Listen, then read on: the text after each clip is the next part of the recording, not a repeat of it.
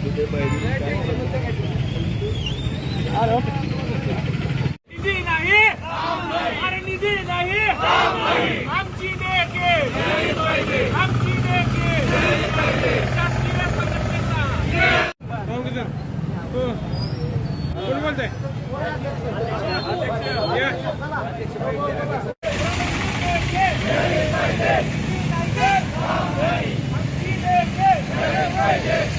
शासकीय ठेकेदार संघटनेचा, ठेकेदार संघटनेचा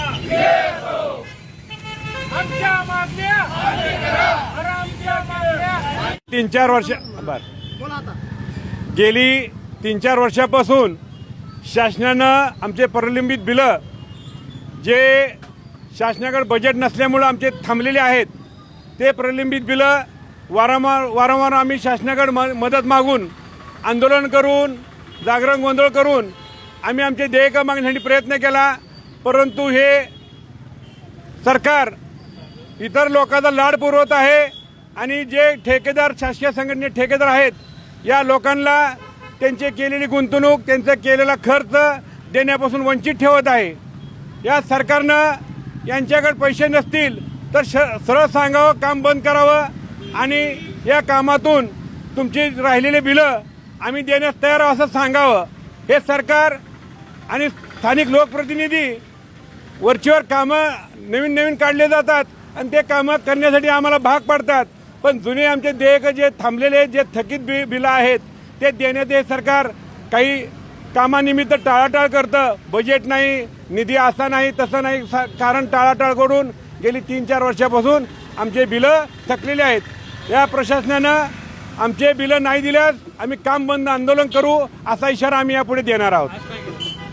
महाराष्ट्रातील सर्व ठेकेदार मंडळी, मग जे ठेकेदार PWD असू द्या, इरिगेशन असू द्या, जलजीवन असू द्या किंवा नगरपालिका असू द्या, कुठल्याही सर्व बांधकाम विभागाचे सगळे कामाचे देयके गेले 4 वर्षापासून म्हणजे कॉन्ट्रॅक्टदाराची फक्त चेष्टा केली जाते। 7%, 3%, 5% म्हणजे बजेट दिलं जातं। या वर्षात तर फक्त दसरा दिवाळीच्या मध्ये 7% बजेट दिलं, पुन्हा दिवाळीला 1 रुपया दिला नाही आणि मार्चमध्ये फक्त 7% बजेट दिलं, 3% दिलं, काही ह्याला 3% दिलं।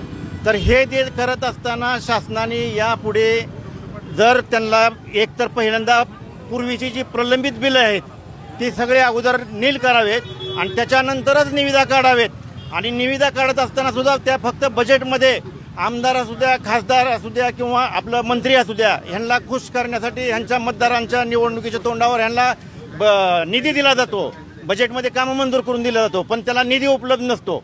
तर बजेटमध्ये जशी कामाची तरतूद केली जाते तसेच 50% कमीत कमी त्याला निधीची तरतूद सुद्धा त्यावेळेसच केली पाहिजे, कारण त्यावेळेस कोटीचं काम असेल तर 1 लाखाची फक्त तरतूद केली जाते।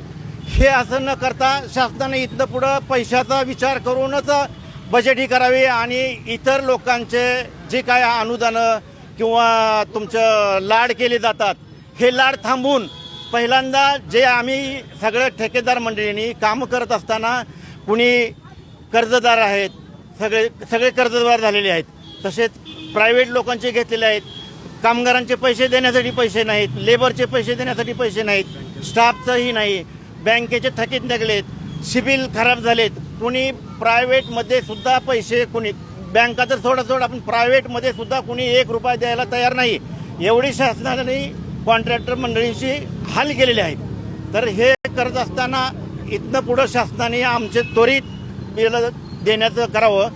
कमीत कमी 50% तरी 50% बिल तरी आता दिले तर पुढे काम करू शकू आम्ही।